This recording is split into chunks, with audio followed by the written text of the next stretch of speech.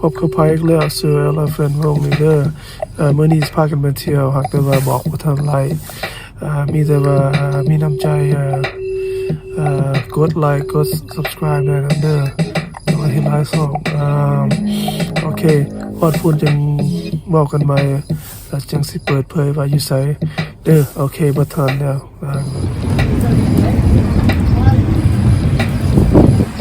สบายดีพี่น้องฮอดหม่องเด้อ ทางหล่างนี่ร้านอาหาร